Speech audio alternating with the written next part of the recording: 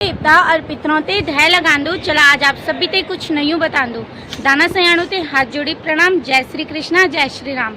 नमस्कार दोस्तों, मैं सालू नेगी ब्लॉग स्वागत करती हूँ आप सभी का अपने YouTube चैनल में। आशा उम्मीद करती हूँ कि आप सब स्वस्थ होंगे, मस्त होंगे, अपने परिवार के साथ व्यस्त होंगे। तो दोस्तों मैं भी स्वस्थ हूँ, मस्त हूँ और आज के ब्लॉग की शुरुआत कर रही हूँ कर्णप्रयाग से। और आज आ रखी हूँ मैं कॉलेज फाइल वगैरह सबमिट करने, जो भी मेरे असाइनमेंट वगैरह थे। तो जस्ट अभी हम सबमिट वगैरह करके आ रखे हैं कॉलेज से। तो अभी मैं आज मिलने आ रखी हूँ किसी स्पेशल पर्सन को। बाकी वो स्पेशल कौन है और या शायद आप लोगों में से भी कई लोग उनको जानते होंगे। वो साथ ही साथ एक यूट्यूबर भी हैं। तो मेरे साथ आ रखी है वर्षा और शिवानी। तो दोस्तों आज हम मिलने जा रहे हैं फौजी देवेंद्र से। और फौजी देवेंद्र का यूट्यूब चैनल नेम भी इसी से है।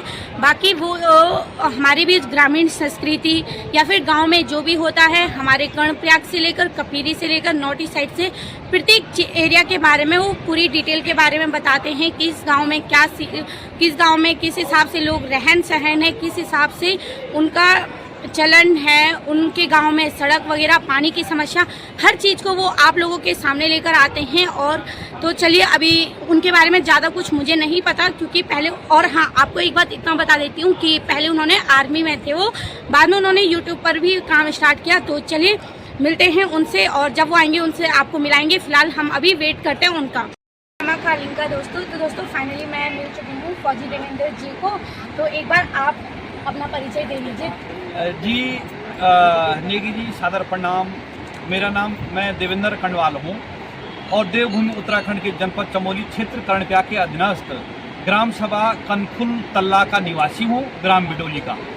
और मैं भारतीय सेना से 2017 में सेवानिवृत्ति हुआ था और वर्तमान समय में आप लोगों के आशीर्वाद से, माँ राजराजेश्वरी जिठाई देवी की कृपा से और बद्री विशाल भगवान की इस तपोस्थली में जैसी प्रेरणा आई कि समाज में थोड़ा सी कुछ करने का प्रयास कर रहे हैं कि कुछ हमसे नया हो, कुछ समाज में एक नया सुधार आए। हमारी ये प्रयास रहता है कि जो है कि हमारा उत्तराखंड, हमारा प्रदेश, हमारा देश, हमारा क्षेत्र बहुत अच्छा, लोग मिलजुल के रहें, वसुदैव कुटुंबकम के जो है की प्रेरणा से रहें। माना कि जो ये सारी पृथ्वी है, ये पृथ्वी एक परिवार है और इसका प्रत्येक प्राणी इसका सदस्य है। और यही प्रेरणा मिली तो हमने लगभग 2-3 साल पहले से अपना YouTube चैनल शुरू किया है। तो ये रहता कि कहीं पे समाज सेवा के लिए, बस यही है हमारा परिचय।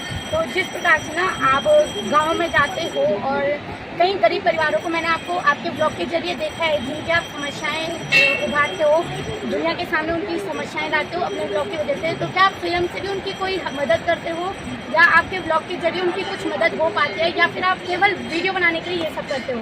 जी सबसे पहले तो बहुत अच्छे आपने जो है प्रश्न किया कि मैं जब उनके घर में मुझे कहीं से संदेश मिलता है कि यार फलानी जगह वो है, तो मैं थोड़ा आध्यात्मिक दृष्टि कोण पे ज़्यादा भरोसा करता हूँ कि जाके विधि के राम ताही विधि रहेंगे। तो होता क्या है, यदि उनके उसमें मेरे से जो है कुछ होना होगा तो मैं जाता हूँ। और मेरे से जहाँ तक कि सेल्फ की मदद की बात है तो अंदर से प्रेरणा आती है तो मैं कर देता हूँ, और नहीं आती है तो मैं नहीं कर पाता हूँ। फिर देश काल परिस्थिति के अनुसार होता यह है कि मैं एक पूर्व सैनिक हूँ और मैं इतना अमीर आदमी तो हूँ नहीं कि मैं हर जगह जो है भंडारा लगाता रहूँ। क्योंकि जिसके घर में माना कि जो है मेरे पास 2 पहिया वाहन भी है, 4 पहिया वाहन भी है, और 4 पहिया वाहन में माना 10 किलोमीटर जाने में लगभग जो है 1 लीटर तेल लग जाता है, यानी 100 रुपये खर्च हो जाते हैं, चाय पानी वगैरह वगैरह जो भी है, तो लगभग इतना बजट वहाँ जाने में लग जाता है। दूसरा कि यदि मैं उनकी मदद उस लायक समझूं तो मैं मदद करने का प्रयास करता हूं। और मेरा ये मानना है कि मदद को हम ज़्यादा दिखाएं नहीं तो मदद कहीं ना कहीं लगेगी। अब मैं दिखाऊं जो है एक केला और एक सेब लेके कि मैंने इसकी मदद की, तो वो मदद ना के करने के बराबर है, मेरा मानना ही है। और यदि हमारे पहाड़ों में होता क्या है नेगी जी कि कई मदद लेने वाले बहुत प्रकार के लोग होते हैं, यानी कई माना कि BPL श्रेणी से नीचे नहीं आते हैं, तभी भी वो कहते हैं कि हमको वो राशन मिलनी चाहिए। जबकि होता ही है कि जो उसका योग्य प्रत्याशी है, योग्य नागरिक है, उसको मिलना चाहिए। माना कि किसी को एक बार घर मिल गया, अब वो कहता कि मुझे घर मिला था लेकिन वो पिछला वाला घर मिला था, पुराना वाला। अब सरकार ने ठेका थोड़ी ले रखा है कि जो है उसको बार बार घर देते रहे। तो मेरा बोलने का तात्पर्य यह है कि यदि वो योग्य व्यक्ति है तो मैं उसको जो है सरकार के माध्यम तक उसकी जो है आवाज़ पहुंचाता हूं और वीडियो के माध्यम से जनप्रतिनिधियों से बात करने का प्रयास करता हूं और बिना कैमरे के भी जो उस क्षेत्र के जनप्रतिनिधि हैं उनको भी जो है मामला संदर्भित करता हूं। इसमें वीडियो बनाने की कोई बात नहीं है और मेरा उद्देश्य यह रहता है कि जो सत्यता है वो कैमरे के सामने दिखे। अभी आप हमें मिले तो आपने बहुत अच्छी बात कही कि आपने ये प्रश्न मुझे ऑफ कैमरा नहीं पूछा, ऑन कैमरा पूछा, तो उसके लिए आपका बहुत बहुत साधुवाद है।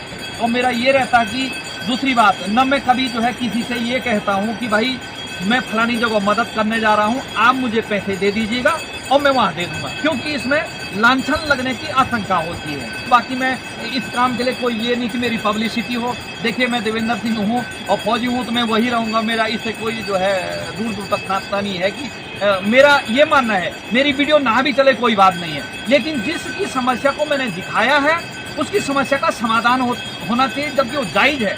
अभी मैं आपको बताते चलो, लगभग एक सप्ताह पहले मुझे एक कर्णप्रयाग के अंदर एक ऐसा व्यक्ति मिला कि उसने कहा थोड़ा एक हाथ से उसमें दिव्यांग टाइप का था, अब हो या ना हो तो प्रभु जानता है। तो उसने कहा भाई साहब मुझे जो है नंद्रप्रयाग जाना है और मुझे भोजन करना है, मुझे पैरालाइज का दौर पड़ा हुआ है, तो मुझे कुछ पैसे दे दीजिएगा। तो मेरे एक सहयोगी मित्र थे, तो मैंने कहा यार मेरे पास चेंज नहीं है, तो आप कुछ, मैंने कहा रुक जाइए अभी। मैंने उनको कहा कि भाई साहब आप भोजन कर बैठिए वहाँ होटल में, मैं आपको भोजन करवा देता हूँ। तो उन्होंने कहा नहीं भोजन मैंने अभी किया, मुझे किराया चाहिए। तो मैंने कहा ठीक है आपको मैं नंदप्रयाग घाट वाली बस में बैठा देता हूँ। बोला नहीं भाई साहब, तो मैं समझ गया। मैंने कहा भाई साहब आप झूठ क्यों बोल रहे हो।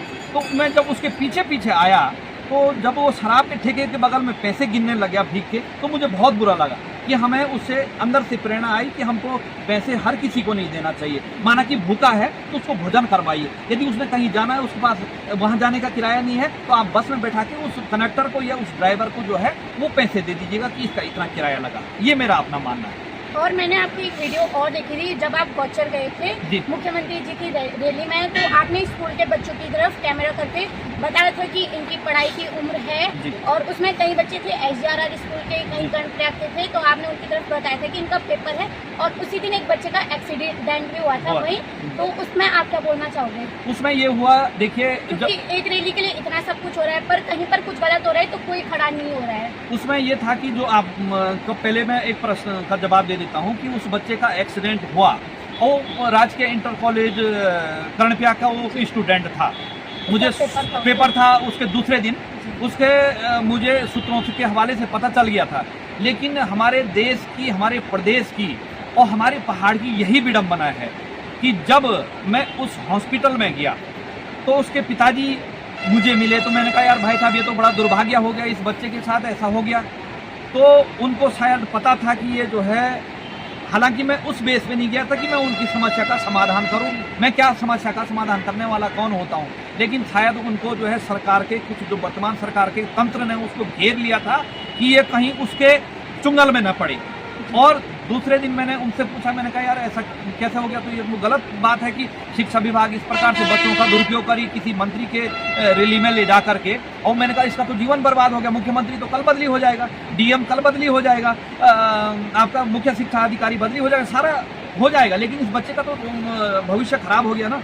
तो उसके पिताजी ने इस बातों पे इंटरेस्ट नहीं लिया। हो सकता है कि उसके पिताजी का कोई सरकार के साथ या उनसे कोई कनेक्शन हो, तो इसलिए मैंने इसको सिरे से खारिज कर दिया। लेकिन दुख तो हुआ, हालांकि मैंने इस पे वीडियो भी नहीं किया कि मुझे उचित नहीं लगा कि जब आपको दुख हो रहा है और आप उस दुख को समाज के सामने रखने का प्रयास नहीं करेंगे, तो आपसे बड़ा मूर्ख कौन है या मेरे से बड़ा मूर्ख कौन है कि हम उसको दिखाने का प्रयास नहीं कर रहे हैं। तो ये कहीं ना कहीं उस बच्चे के साथ एक इस प्रकार का बर्ताव हो गया कि उसके माँ बाप भी उसका दर्द नहीं सहन कर रहे हैं और उसको जो है एक प्रकार की जो है भ्रष्टाचार की भेंट चढ़ गया वो लड़का। यदि हो सकता था मुख्यमंत्री या जिलाधिकारी महोदय उसको जो है एक अलग सा वो दिला सकते थे कि दिव्यांग का इसको सर्टिफिकेट मिले और आने वाले समय में उसको लाभ मिले। तो ये है। दूसरी बात सरकार का ये है नेगी जी कि अमूमन सब अपनी पीठ थपथपाने का काम करते हैं कि जो है हम अच्छा ही दिखाएं। देखिए अच्छा तो पूरी दुनिया देखी, जैसे आपने उन वीडियो में देखा कि कई महिलाएं गौचर ये चट्टा पीपल से 5 किलोमीटर पैदल चल के आई।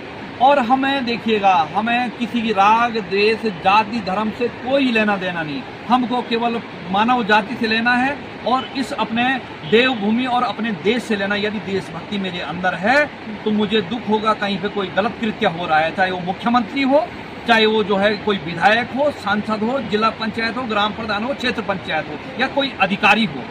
अब ऊपरी लेवल में हम ये नहीं कह सकते हैं, लेकिन उसके बावजूद भी जब ये रैली हुई थी लोकसभा की तो कई लोगों ने फिर मुझे गौचर में बुलाया कि हमारे पैसे नहीं देना। हम तो पहाड़ के हर व्यक्ति के साथ, हर पीड़ित व्यक्ति के साथ खड़े हैं, चाहे वो किसी भी जाति संप्रदाय का है, उसमें कोई ये पर इंसान है ना। तो मेरे बोलने का तात्पर्य है, हमने किसी से जो है अपनी पीठ नहीं थपथपानी है कि मुख्यमंत्री मुझे जो है पुरस्कृत करेगा या विधायक मुझे पुरस्कृत करेगा या कोई जो है बहुत अच्छा सम्मानित व्यक्ति मुझे कहेगा भाई देवेंद्र सिंह बहुत अच्छा आदमी है।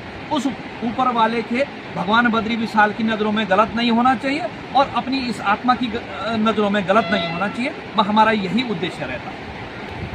और उत्तराखंड भू कानून को लेकर आप क्या बोलना चाहेंगे? देखिए, उत्तराखंड भू कानून को लेकर मैं ये बोलना चाहूँगा कि आज हम देख रहे हैं कि अन्य प्रदेशों के लोग आकर के हमारे प्रदेश में, जैसे अभी कुछ समय पहले हमने सुना था कि देहरादून में जो है किसी बालिका को छेड़ रहे थे लड़के और पंजाब हरियाणा के लड़के आके जो है उसके भाई और उनकी जो है पिटाई कर देते हैं।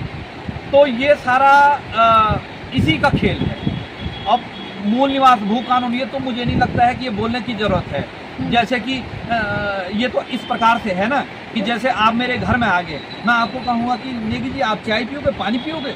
भाई मुझे पता है कि मेरा घर 1 किलोमीटर पैदल रास्ता है, तो आपको पानी की तो बेसिक आवश्यकता है। तो ये तो सरकार को बोलने की आवश्यकता नहीं है, मुझे लगता है। तो ये है। अब जैसे ये है ना कि हम खुद अपनी जमीनें बेच रहे हैं, इसमें तो गलती हमारी भी है जी। हम और मांगने के लिए हम सरकार से मांग रहे हैं वो कानून, जबकि हम खुद अपनी जमीन का ख्याल नहीं रख रहे हैं। इसमें वो बिल्कुल ठीक कह रहे हैं। हमारा वीडियो बनाने और इन समाज सेवा का यही सिद्धांत रहता है कि लोग जागरूक हो, हर व्यक्ति, पहाड़ का, गांव का हर व्यक्ति जागरूक हो। हमारे पुराणों में कहावत थी कि पौड़ी पौड़ी पर गुण नहीं। हमारे बच्चे graduation, post graduate, MBA, BCA जो भी डिग्रियां कर लेते हैं, लेकिन बड़े दुर्भाग्य की बात है जब उनको जो है फंडामेंटल राइट, मौलिक अधिकार और मौलिक कर्तव्यों के बारे में जानकारी पूछते हैं तो वो मूक दर्शक बन जाते हैं। वो बिल्कुल उनको ऐसा लगता है कि ये अभी 5वीं क्लास में भी जो है ये बच्चा 5वीं क्लास में पढ़ रहा है। तो जब तक हमारे लोग जागरूक नहीं होंगे, फिर दूसरी बात, बड़े दुख की बात यह है कि हमारे जो पहाड़ी मूल के लोग हैं वो बड़े सीधे साधे होते हैं। दूसरी बात क्या है कि गढ़वाल में एक कहावत है कि बल तू कंचितों में जंतु चितों, ठीक है ना। तो ये कहावत हमारी पुरानों ने बना रखी है कि आप मुझे कैसा समझ रहे हो, जैसे आप हो। यदि आप ईमानदार हो तो आपको ये लगेगा कि देवेंद्र सिंह भी जो ईमानदार है। यदि आप चोर हो तो आपको ये लगेगा ये भी पक्का अभी नहीं करी होगी चोरी, लेकिन अब जाएगा या इससे पहले कर दी होगी। तो ये एक मतलब ये भावनाएं होती हमारी कि हम ईमानदार हैं, तो जो बाहर से आने वाला व्यक्ति है वो भी ईमानदार है। जबकि आप लोग भली भांति जानते हैं कि हमारे पहाड़ों के लोग इस प्रकार से होते हैं कि माना कोई भूला भटका गांव में आ रहा है, फेरी वाला भी आ रहा है, वो हमारे गांव के महिलाओं को यदि 100-500 रुपये लूट के ले जाएगा, लेकिन तभी वो बात से आके के जा, घर की महिलाएं ये कहती हैं। तो हमारे बड़े मृदुल स्वभाव के और सीधे साधे लोग होते हैं। हमने 16 साल सेना में यही देखा कि सेना का बड़ा अधिकारी ये बोलता है कि मेरे साथ जो हेल्पर रहे, ड्राइवर रहे, तो एक पहाड़ मूल का हो, क्योंकि वो ईमानदार। माना कि कहीं पे साहब का जो है 50 रुपये भी छूट गया तो वो कहते साहब ये आपका पैसा है। तो वो लोग चाहते हैं, जैसे इसके लिए सबसे बड़े उदाहरण हमारे बिपिन रावत जी थे, स्वर्गीय बिपिन रावत जी। तो हमारे पहाड़ी मूल के बहुत सीधे साधे लोग हैं। इसका जो है आज लोग जो है बाहर के लोग आके दुरुपयोग कर रहे हैं। हालांकि बाहर में भी सभी लोग नहीं हैं, ऐसी बात नहीं है कि हमारा पूरा उत्तराखंड भी सही है। उसको किस प्रकार के संस्कार मिले, वो किस माहौल में रहा, ये भी जो है निर्भर करता है उसके संस्कारों के ऊपर। जी ये धन्यवाद आपका। अगर आपको कोई सवाल बुरे लगे होंगे तो नहीं, देखिए सवाल बुरे नहीं होते आपके। जी अभी हम मतलब मेरे को जो मन में था मैंने आपसे वो पूछा, बट आपके नजरिए से मैं नहीं, यही तो बहुत अच्छी बात है कि आपने जो सवाल मुझे ऑन कैमरा पूछे, मैं उससे प्रभावित भी हूँ। और ऐसी बात नहीं है कि आप मुझसे सीखें, मुझे भी आपसे सीखने का मौका मिलता है। मैं हर व्यक्ति, हर वनस्पति, यहाँ तक कि पेड़ों से भी मैं सीखता हूँ।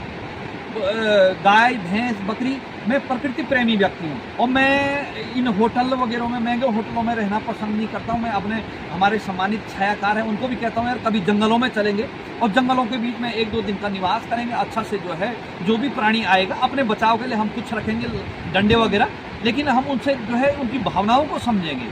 हम तो इन जो हमारे पीछे अलकनंदा और पिंडर नदी है इनसे भी जो है प्रेम करते हैं और इनसे भी बातचीत करने का प्रयास करते हैं कि ये परमानेंट बोलते रहते हैं मेरी तरफ, जैसे मैं भी बोलता रहता हूँ, तो तभी भी ये भी थकती नहीं है, मैं भी थकता नहीं हूँ। तो आपके सवालों का मैं जो है स्वागत करता हूँ। आपने बहुत अच्छे सवाल किए। भविष्य में और कोई भी सवाल आपके दिलो दिमाग में होगा तो आप अवश्य पूछिएगा। और मैं भगवान बद्री विशाल से यह प्रार्थना करता हूँ कि आप दिन दुगनी रात चौगनी जो है तरक्की करें और आपका चैनल खूब तरक्की करें और आप अपने पहाड़ के जो भी संस्कृति हैं आप उसको दिखाने का प्रयास कीजिएगा। धन्यवाद। जय बद्री विशाल, सादर प्रणाम।